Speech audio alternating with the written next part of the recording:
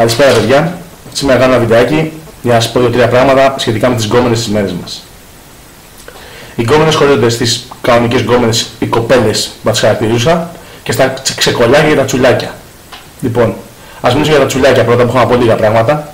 Για τα τσουλάκια, λοιπόν, βγαίνεις έξω, τη βλέπεις την άλλη τι φοράει, φαίνεται πώς συμπεριφέρεται, ότι είναι τσουλάκι, πουλάς λίγο ψέμα, κερνάς ένα ποτάκι, ξέρω για αυτά, φασώνεις, γαμάς, ό,τι θες κάνεις, φεύγεις. Ούτε δεν τη θυμάσαι, δεν την ξέρεις καν.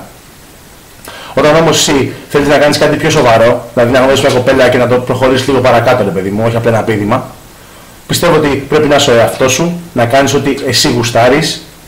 Η εμφάνιση δεν παίζει κανένα ρόλο, έτσι κι αλλιώς δεν γαμάει πιο ωραίος, γαμάει πιο γενναίος, από ό,τι ξέρω και έχει αποδειχτεί. Οπότε βγαίνεις έξω, είσαι ο εαυτός σου, πουλάς την τρέλα σου, κάνεις το κέφι σου και από εκεί και πέρα όποια θέλει είσαι εδώ. Όποια δεν θέλει στα αρχίδια σου. Θα τη βρεις την κατάλληλη κάποια στιγμή, μην ανησυχείς. Λοιπόν, τώρα με κάτι τυπάκια που βγαίνουν έξω και αρχίζουν το παίζουν, κάνουν από εδώ, από εκεί ιστορίες, δείχνονται, κάνουν εδώ για να γαμίσουνε. Ναι, εντάξει, φίλε, μπορεί εγώ να βγω 10 βράδια για να μην γαμίσω κανένα και εσύ να γαμάσεις κάθε βράδυ που βγαίνεις. Αλλά τι, σ' αρέσει ένας τυχαίος πούτσος, ό,τι να είναι, ό,τι βγει.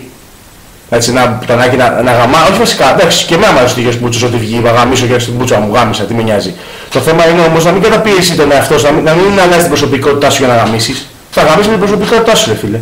Δεν θα βγω, θα το παίξω, εγώ θα είμαι πιεσμένος μέσα μου να δείχνω μια άλλη εικόνα από ότι είμαι εγώ για να γαμίσω και στο τέλος να πρόκειται τα αρχίδια μου ή και να γαμίσω και τι θα γίνει, θα είμαι καταπιεσμένος μετά. Η εικόνα θα βγαίνει για ένα ψεύτικο Θεοδόση, ξέρω εγώ. Καταλάβατε, έτσι είναι τα πράγματα.